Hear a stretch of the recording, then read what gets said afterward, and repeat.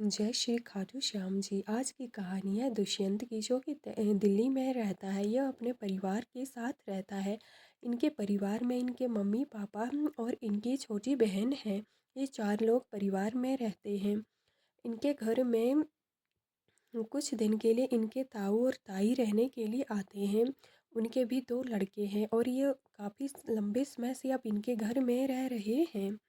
परंतु धीरे धीरे क्या होता है कि ताऊ और ताई घर को कब जाने के बारे में सोचते हैं और इनके मम्मी पापा से घर का लगभग सारा काम करवाते हैं। इनकी मम्मी को घर में सारा काम करना पड़ता है, पोछे लगाना, बर्तन साफ करना, घर में जितने भी काम होते हैं सारे इनकी मम्मी को करने पड़ते हैं। ताई तो बस ऐसे मेहमान बनकर आई थी और अब मालकिन बनकर रहने लगी हैं। ये इनकी मम्मा को ऑर्डर देती हैं काम करने के लिए। और बाहर की जो पड़ोस की औरतें होती हैं अच्छे खासे परिवारों से, तो उनसे बस पूरा दिन खड़े होकर बातें करनी हैं ज़ोर ज़ोर से।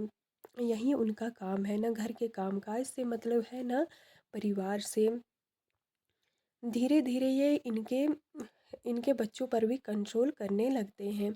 इनकी छोटी लड़की जिसका नाम गुड़िया है वो तो काफ़ी चतुर है, इनके बहकावे में नहीं आती है। परंतु जो इनका बेटा दुष्यंत है वो ताऊ ताई के बहकावे में आ जाता है और अपने मम्मी पापा की भी कदर नहीं करता है। साथ ही इनके ताऊ ताई जो इनके लिए कपड़े लेते आते हैं तो ये उनसे ही खुश है, क्योंकि कभी दुष्यंत के लिए इसके ताऊ ताई अच्छे अच्छे पैंट कमीज लाते हैं, जो कि इनके मम्मी पापा उतना महंगा तो नहीं खरीद सकते हैं, परंतु हाँ नॉर्मली ख़रीद लेते हैं।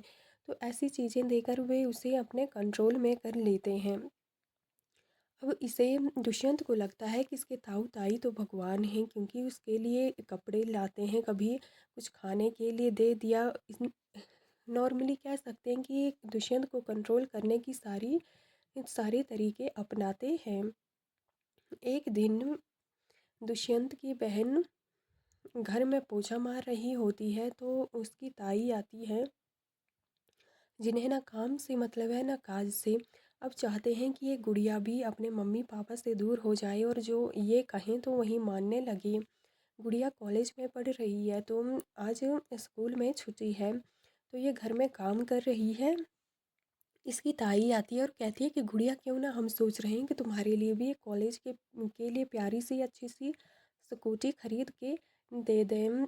तो गुड़िया सीधे मना कर देती है, क्योंकि इनकी चतुर चालाकी को ये जानती है। कहती है कि नहीं, मुझे आपकी कोई स्कूटी नहीं चाहिए और मैं क्या जानती नहीं हूँ आप लोगों को। आपने जैसे भैया को अपने उसमें अपने बातों में कर लिया है, वैसे आप मुझे करना चाहते हैं। मैं खुश हूँ, मुझे कोई स्कूटी नहीं चाहिए। मैं अपने मम्मी पापा के साथ खुश हूँ, जो ये मुझे देते हैं वही मेरे लिए काफ़ी है। और उनसे गुस्सा करके घर में चली जाती है। तो ये सब इसका भाई दुष्यंत सुन लेता है और घर में आकर अपने मम्मी पापा को बहुत सुनाता है कि ये कैसे बात करती है, इसे बड़ों से बात करने की तमीज़ नहीं है। ये तो उसे स्कूटी दे रहे थे और यह कैसे बात कर रही है। तो गुड़िया कहती है कि भैया तुम रहने ही दो, तुमसे मुझे बात ही नहीं करनी है, तुम अपनों के नहीं हुए और वो लोग जो कहते हैं तुम उनकी सारी बातें मानते हो सिर्फ इसलिए कि वो तुम्हें कपड़े देते हैं। तुम कपड़ों के पीछे ही बिक गए हो। इस पर उन दोनों के बीच छोटा मोटा झगड़ा हो जाता है। फिर इसके बाद जो इस ताई के लड़के हैं वो भी घर में आते हैं और इनकी ताई उन्हें बताती है, तो इनके लड़के भी इस गुड़िया को बहुत सुनाते हैं कि नालायक है तू, बेवकूफ़ है तू, घर में ही पड़ी रहती है, पता नहीं अपने आप को क्या समझती है, तुम लोग हो ही बेवकूफ़, ना तुम्हें अक्ल ना तुम्हारे पेरेंट्स को। ऐसी ऐसी बातें कहते हैं, परंतु उन्हें कोई कुछ नहीं कहता। दुष्यंत भी ये बातें सुन लेता है, परंतु वो भी ताऊ ताई के ही पक्ष में जाता है। फिर एक दिन दुष्यंत सोचता है कि अब मेरा ग्रेजुएशन तो हो गया है, अब 7 महीने ग्रेजुएशन किए हुए हो गए हैं, तो क्यों ना मैं विदेश में नौकरी के लिए चलूँ, वहाँ कुछ दोस्त भी हैं। तो इनके मम्मी पापा इसे मना कर देते हैं, क्योंकि वे चाहते थे कि हमारा बेटा जॉब करे परंतु इंडिया में, और यहीं हम साथ में रहें, साथ मिलकर पूरा परिवार एक साथ रहें। परंतु जो दुष्यंत है उस पर तो विदेश जाने का भूत सवार हो गया है। इसके ताऊ-ताई भी देखते हैं कि हाँ, ये अच्छा मौका है क्योंकि दुष्यंत को घर से निकालने का, इसके बाद हम पूरे घर पर अच्छे से काबू कर पाएँगे। तो वे दुष्यंत को प्रोत्साहन देते हैं कि हाँ, तुम जा सकते हो विदेश में और जो कुछ खर्चा भी आएगा वो वह भी हम दे देंगे। तो इसके माता-पिता नहीं चाहते थे, इस बार तो इसका जाना कैंसल हो गया, परंतु इनके बीच बातें तो अच्छी चल नहीं रही थी। इनके मम्मी-पापा के साथ इनके ताऊ-ताई अच्छा बिहेव नहीं कर रहे थे, परंतु दुष्यंत को इससे कोई लेना-देना नहीं था। फिर अगेन उसके मन में विदेश जाने का भूत सवार हो गया और वो इस बार पूरी तैयारी कर लेता है। ताऊ-ताई उसे पैसा भी देते हैं, थोड़ा बहुत जो विदेश में उसके काम आएगा। तो ये दोनों इसके विदेश जाने का पूरा तैयारी करवा देते हैं ताकि घर में सारा कंट्रोल अपने हाथों में ले सकें। दुष्यंत इस बार विदेश जाने में सक्सेसफुल हो जाता है और विदेश चला जाता है। वहाँ पर उसका एक दोस्त है जिसने इसे घर दिलवाया है, परंतु पैसे सिर्फ 6-7 महीने तक ये काम आने के लिए इसने लिए हैं और वहाँ इसकी कोई जॉब भी नहीं है। जैसे इंडिया में होता है कि हम कहीं भी जाकर अपना इंटरव्यू देकर जॉब ले सकते हैं, परंतु ऐसे बाहर तो नहीं होता है। ये सब दुष्यंत को मालूम नहीं था और फिर भी ये वहाँ से यहाँ के लिए चल पड़ता है और विदेश में कुछ दिन रहता है। वहाँ के हालात उसे समझ नहीं आते हैं और उसे कहीं जॉब भी नहीं मिलती है, फिर भी वह ढूंढता है। अब इसके पीछे यहाँ इनके पेरेंट्स के साथ क्या होता है। इसके जो पापा की दुकान थी छोटी मोटी, इस पर भी अब ये लोग कब्जा करने के बारे में सोचते हैं और घर में जो दुष्यंत के मम्मी पापा हैं अब ये बूढ़े हो गए हैं तो काम भी अच्छे से नहीं कर पाते हैं। इस पर घर का सारा बोझ इनकी मम्मा पर आता है तो गुड़िया यह सब देखकर अपना कॉलेज छोड़ देती है। इस 15-20 दिन कॉलेज नहीं जाती है और कॉलेज का फीस भी तो भरना है। कॉलेज से सीधे मना कर दिया गया है कि जब तक आप फीस नहीं भरेंगे या अपनी सारी कॉलेज की रिक्वायरमेंट्स पूरी नहीं करोगे तो आप कॉलेज में नहीं आ सकते हो। तो गुड़िया अब घर में रहती है और घर में सारे घर को पोछा मारती है, सारे घर के काम करती है। ये ताऊ और ताई पूरे घर के मालिक बनकर इनसे काम लेते हैं, इन्हें इनकी थोड़ी भी परवाह नहीं है। अब इनके साथ ये मिसबिहेव भी करने लगे हैं। कई बार इनके बड़े ताऊ इनके पापा को छोटा भाई समझकर नहीं बल्कि उसे तो एक नौकर समझकर डांटते हैं, गाली गलौज करते हैं इनके साथ। और इनकी मम्मा को तो इनकी ताई बस हर दिन सुनाती रहती हैं, पता नहीं क्यों, पर इनका यही काम है कि इनकी मम्मा से मिसबिहेव ही करना है। काफ़ी दिन बीत जाते हैं, इनके लड़के भी इनके साथ बड़ी बदतमीजी करते हैं क्योंकि वे कई बार खा पी भी लेते हैं जो कि नॉर्मल घर में तो वर्जित होता है। नॉर्मल घर में खाना पीना वर्जित होता है और बच्चों को ठीक करने के लिए हाथ भी उठा देते हैं, परंतु इनके घर में ऐसा नहीं है। दोनों बच्चे खा पी के इनके साथ बैठे होते हैं। फिर दुष्यंत विदेश में बहुत कोशिश करता है अपने लिए एक जॉब ढूंढने की, परंतु उसे कहीं कोई जॉब नहीं मिलती है। अब ये देखता है कि इसके पास पैसा भी थोड़ा ही है, अगर ये वापस नहीं आएगा तो पैसा ख़त्म होने के बाद ये कैसे गुजारा करेगा। अगर दुष्यंत सोचता अगर मैं 2-3 साल विदेश में रहता हूँ तो भी अगर मुझे जॉब नहीं मिली तो उसके बाद मेरा वापस जाना भी मुश्किल हो जाएगा। मेरे पास तो 7-8 महीने तक ही पैसा है। तो इस पर वह 3-4 दिन और कोशिश करता है जॉब ढूंढने की, परंतु इसे कहीं जॉब नहीं मिलती है। फिर अंत में ये डिसाइड करता है कि अब वापस घर में ही जाता हूँ क्योंकि घर में क्या पता इंडिया में कुछ कहीं मिल जाए, नहीं तो यहाँ से जाना भी मुश्किल हो जाएगा। तो ये अपने दोस्तों से बात करके वापस आने की सोचता है। इसके दोस्त भी इसे वापस आने से नहीं रोकते हैं। तो दुष्यंत अगले दिन फ़्लाइट पकड़ के वापस इंडिया आ जाता है। इंडिया में जब वो पहुंचता है तो सोचता है कि क्यों ना मैं घर में सभी को सरप्राइज़ कर दूं, अचानक से घर जाऊं और किसी को ना बताऊं, पर सबके लिए कुछ तो ख़रीदना पड़ेगा, कोई गिफ्ट्स या कुछ तो देना पड़ेगा, ऐसे ही कैसे चला जाऊं। तो इसके लिए वो एक शोरूम में जाता है जहां देखता है कि कपड़े तो काफ़ी महंगे हैं। तो सोचता है कहीं गुड़िया के लिए थोड़ा कुछ ख़रीद लेता हूँ और फिर सोचता है इन बूढ़े बुढ़ी के लिए भी, अर्थात अपने मम्मी पापा के लिए भी कुछ खरीद लेता हूँ। अभी भी उसके मन में इनके प्रति कोई प्रेम भाव नहीं है। तो देखता है कपड़े तो बहुत महंगे हैं और सोचता है कि इनके लिए मैं इतना पैसा खर्च करूँ, वैसे भी मेरे पास थोड़ा सा ही पैसा है, फिर ताऊ ताई के लिए मैं क्या खरीदूँगा। फिर शोरूम में जाता है और वहाँ देखता है हाँ ये काफ़ी अच्छे कपड़े हैं और ताऊ ताई के लिए बहुत अच्छे कपड़े खरीदने की सोचता है। परंतु मम्मी पापा के लिए इसे फिर समझ नहीं आती है कि क्या खरीदूँ। इसके बाद यह आगे इस बहन के लिए कुछ खरीदता है और ताऊ ताई के लिए तो अच्छे खासे कपड़े खरीद लेता है। इसके बाद बाहर आता है और देखता है कि कोई लड़का 3 श्याम जी की प्यारी सी फोटोज़ लेकर खड़ा है। इनके इस लड़के के पास श्याम जी की 3 प्यारी सी तस्वीरें हैं। यह देखता है कि यह लड़का तस्वीरें बेचने के लिए खड़ा है, तो दुष्यंत सोचता है क्यों ना बूढ़े बूढ़ी के लिए ये तस्वीरें खरीद ले, अर्थात अपने मम्मी पापा के लिए। वैसे भी तो वो श्याम जी की पूजा पाठ करने में ही व्यस्त रहते हैं।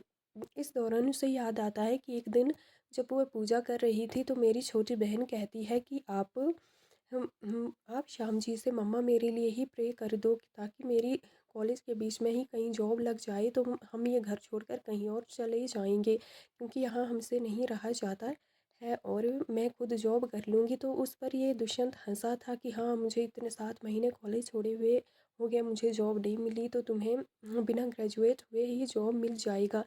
तो इसे याद आता है कि वे तो हर टाइम श्याम जी के पास ही रहते हैं, तो क्यों ना ये मूर्ति ले जाऊँ, सस्ते में काम भी निपट जाएगा और वे भी खुश रहेंगे।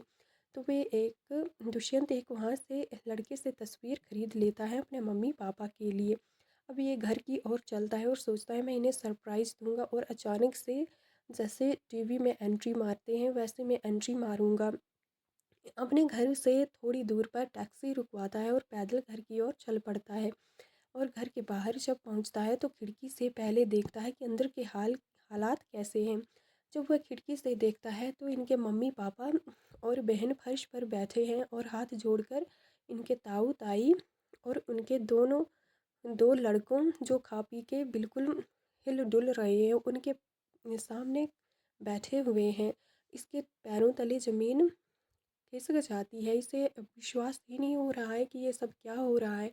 थोड़ी देर वह सुनता है तो ये क्या, इसके ताऊ इतनी गाली गलौज कर रहे होते हैं इनके पापा से, मम्मी से, और बहन के साथ ही इनके भाई बस गाली गलौज किए जा रहे हैं कि इसे भर घर से निकालो, कहीं की नाकामयाब, अनपढ़, ऐसी ऐसी गालियाँ दे रहे होते हैं।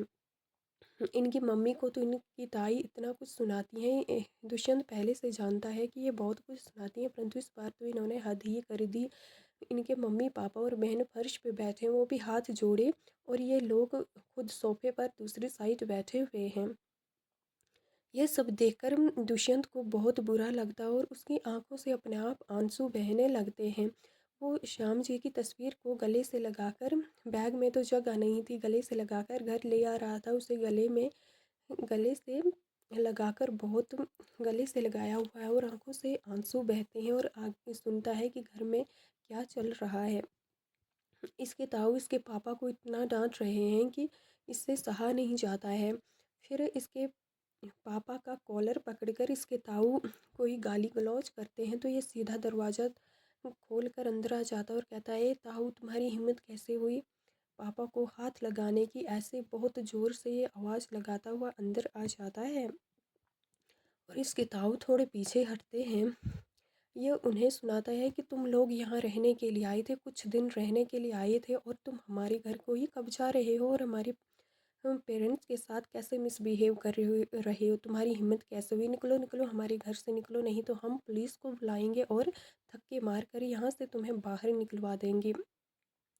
ये सब सुनकर वे थोड़ा प्यार से बात करने की कोशिश करते हैं कि बेटा हम तो बस बात कर रहे थे, इन्होंने कुछ एक गलती कर दी थी। तो दुष्यंत कहता है आप चुप हो जाइए, आप गलती आप कर रहे हो, और यहाँ आप क्यों आए थे बताओ ना, क्यों आए थे, कुछ दिन रहने के लिए आए थे ना, तो चलो यहाँ से बाहर निकलो, रह लिए कुछ दिन तो ठीक है, अब तुम चाहते हो कि हमारे घर पे ही कब्जा करो, तो ये सही नहीं है। और ये बहुत इनके साथ डांट डपट करता है और अगले दिन इन्हें घर से जाने के लिए कह देता है। और ये लोग दुष्यंत से डरकर घर जाने का अब इस घर से निकलकर अपने घर जाने का फैसला करते हैं। दूसरे दिन बहुत ज़ोर से डांटते हुए दुष्यंत इन्हें घर से बाहर निकाल देता है और अपने मम्मी पापा से माफ़ी मांगता है कि हमारी वजह से, मेरी वजह से आपको कितना कुछ सहन करना पड़ा पड़ा और अपनी बहन से भी अपनी बातों के लिए माफ़ी मांगता है। इस और ये जो प्यारी सी तस्वीर ये लाया था वो अपनी माँ को दे देता है कि देखो श्याम जी की कितनी प्यारी सी तस्वीर है।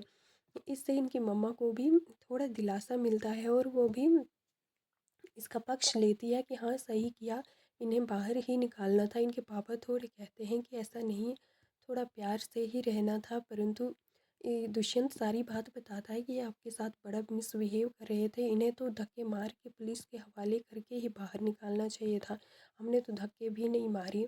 तो इनके पापा को भी थोड़ा अच्छा लग रहा कि आज हमारा बेटा हमारे पक्ष में बोल रहा है, इसलिए इन्हें अच्छा नहीं लग रहा कि इसने इन्हें बाहर निकाला घर से, पर अच्छा लग रहा है कि आज हमारा बेटा हमारे पक्ष में बोल रहा है और इसे सही गलत की पहचान हो गई है। इनकी माँ अब श्याम जी को मंदिर में स्थापित करती है। फिर दुष्यंत अब इनके घर में खुशियाँ आने शुरू हो जाती हैं। दुष्यंत को कहीं अच्छी नौकरी मिल जाती है और गुड़िया की भी पढ़ाई कॉलेज में अच्छे से हो जाती है। अब इनके पास सारी सुख सुविधाएं हैं और ये हर तीसरे महीने खाटू श्याम भी जाते हैं। इससे पहले इनके घर से खाटू जी जाने का कोई प्रबंध नहीं था, इन्हें तो मालूम भी नहीं था कि कैसे जाना चाहता है। यहाँ तक कि जैसे दूसरी जगहों पे होता है कि कोई कुछ लोग बस करके आते हैं बुलावा देने कि हम बस करके खाटू श्री जा रहे हैं, आपको भी चलना हो तो हमारे साथ चल सकते हैं। ऐसा इनके यहाँ कोई प्रबंध नहीं होता है। तो अब होता था इसलिए ये कभी पहले नहीं जा पाते थे, परंतु अब इनकी स्थिति बहुत अच्छी हो चुकी है तो ये हर तीसरे महीने अपने मम्मी पापा और बहन को लेकर दुष्यंत खाटू जी के दरबार जाते हैं। पहले इनके मम्मी पापा बस दुकान पर और घर तक ही सीमित रहते थे, परंतु अब ये बाहर जाते हैं, घूमते हैं, फिरते हैं, नई नई जगहों पे जाते जाते हैं। इनके पापा की जो दुकान थी अब उसे किराए पर दे दिया है, तो वहाँ से भी कुछ पैसा आ जाता है और कुछ पैसा दुष्यंत की जॉब से आ जाता है, तो उनका परिवार बहुत अच्छे से चल रहा है। ये परिवार अब बड़ी हंसी खुशी प्यार से रह रहा है। इस प्रकार श्याम जी ने एक मूर्ति के प्रवेश के साथ इनके जीवन में खुशियाँ ला दी और इनके बेटे को सही रास्ता दिखा दिया। ये कहानी हमें एक पारिवारिक और सामाजिक जिम्मेदारी का भी आभास कराती है कि परिवार के बिना समाज में हम नहीं रह सकते और समाज परिवार के बिना भी अधूरा है। और यह भी हमें इस कहानी से शिक्षा मिलती है, यह एक सच्ची कहानी है और इससे हमें यही शिक्षा मिलती है कि कभी दूसरों के घर पे कब्जा करना और यह भूल जाना कि यह हमारा घर है, वे लोग कब्जा कर रहे हैं, इसके लिए हमें सचेत रहना चाहिए। अभी तो इंडिया में उतना कुछ नहीं होता है, परंतु कई जगह ऐसी देखने देखने को मिलती हैं कि कुछ लोग घर पर ही कब्जा कर लेते हैं और परिवार के साथ बहुत मिसबिहेव करते हैं। इन सब बातों को हमें ध्यान में रखकर अपना हर कदम उठाना चाहिए और जब मेहमान आते हैं तो उन्हें मेहमान की तरह ट्रीट करना चाहिए। अगर वे मालिक बनने लगें तो हमें भी अपने मालिक होने का अंदाज रखना चाहिए। और घर में एक बेटा हो या बेटी हो, दोनों बराबर होते हैं, दोनों फैसले ले सकते हैं, दोनों पढ़ाई कर सकते हैं, दोनों आगे बढ़ सकते हैं।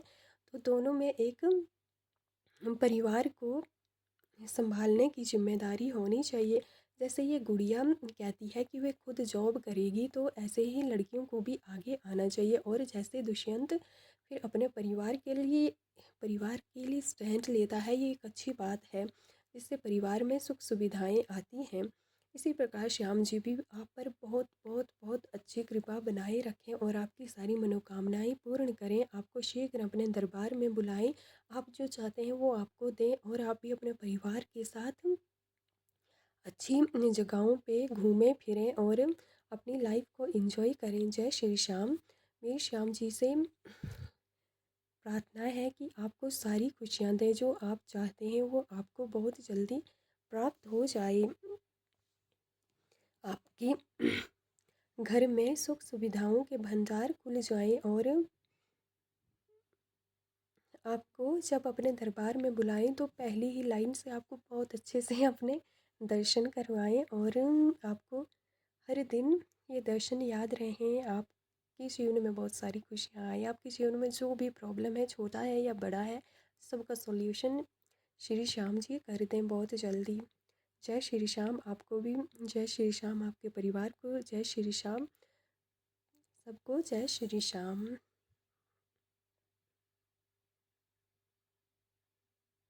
हरि के सहारे बनकर जैसे श्याम जी हमारे घर आते हैं, वैसे ही आपके घर में भी बहुत जल्दी आए। क्या पता कोई आपको ये इनकी तस्वीर दे जाए और आपको लगे कि ये खुद आपके घर आए हैं और ये तस्वीर आपके घर में ऐसे मिरेकल करें आपने कभी कल्पना भी ना की हो और आपके घर में खुशियाँ आनी शुरू हो जाएं।